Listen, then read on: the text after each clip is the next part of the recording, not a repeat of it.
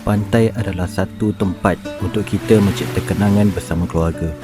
Namun, di sebalik keindahannya, masih terdapat satu isu yang sering dipandang ringan, iaitu sampah yang ditinggalkan oleh manusia. Hari ini, kami ingin membuktikan bahawa perubahan boleh bermula daripada sebuah keluarga.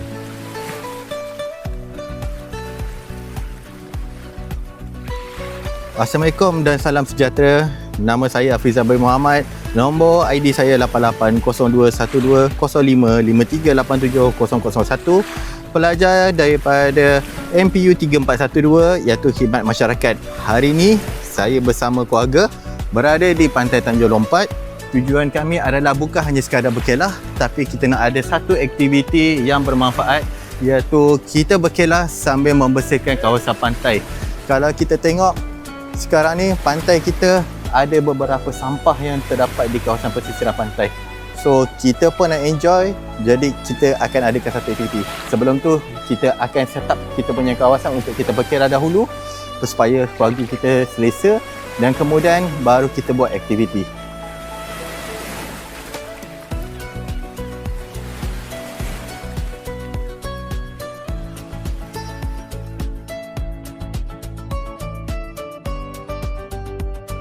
Okey, setelah kita selesai menyiapkan kawasan untuk kita berkelah, sekarang kita ambil beberapa masa untuk kita membersihkan. Kalau kita tengok kat belakang tu, terdapat banyak sampah yang berada di kawasan ni.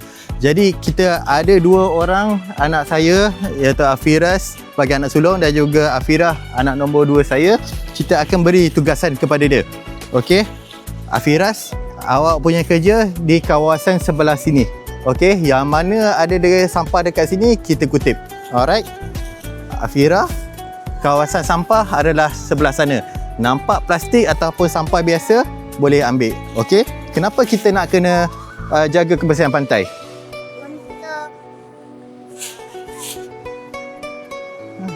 Okey. Kenapa ya? Sebab kita nak memastikan kawasan pantai kita sentiasa bersih. Apabila kita jaga alam, alam pun akan jaga kita.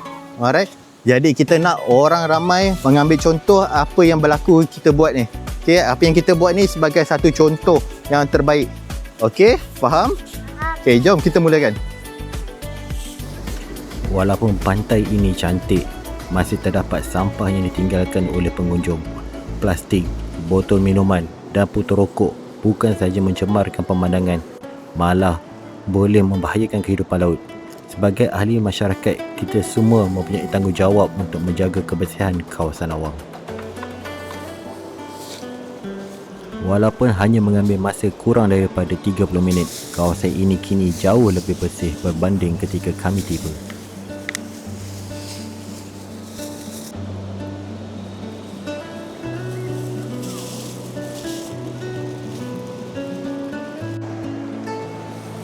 Baik, sudah selesai aktiviti kita untuk hari ini. Kita telah mengambil beberapa sampah yang kita mampu, walaupun nampak kecil tapi memberi impak yang sangat besar kepada alam sekitar.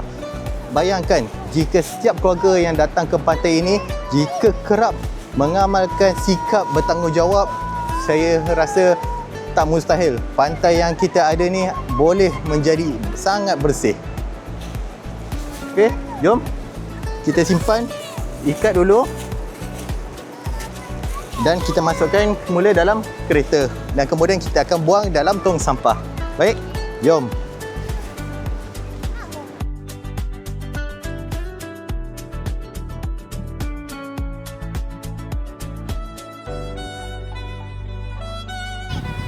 Antara usaha yang telah dilakukan oleh pihak setempat, iaitu Persatuan Pengusaha Bot Rekreasi Tanjung Lompat, adalah dengan memasang banner. Okey, kita tengok dulu apa banner dia tulis. Hanya monyet saja yang dibenarkan buang sampah sembarangan. Okey, ini menandakan pantai ini memang sangat cantik dan kita perlu jaga dengan baiknya. Okey, pada mulanya saya menyangka aktiviti yang hanyalah sekadar mengutip sampah. Namun apabila saya melihat sendiri, anak-anak sendiri yang membantu tanpa dipaksa, saya sedar bahawa pendidikan sebenarnya bukan hanya berlaku di sekolah saja. Ia bermula daripada sikap tanggungjawab kita sendiri.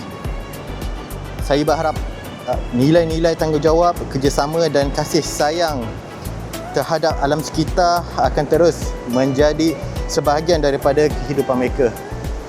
Dan saya juga menyeru pelajar-pelajar yang menonton video ini mengambil sikap yang terbuka dan juga mempelajari agar kita dapat memperbaiki alam sekitar dengan lebih baik.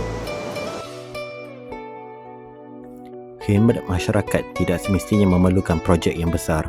Kadang-kala, satu beg sampah yang kita kutip mampu memberi inspirasi kepada orang lain untuk melakukan perkara yang sama.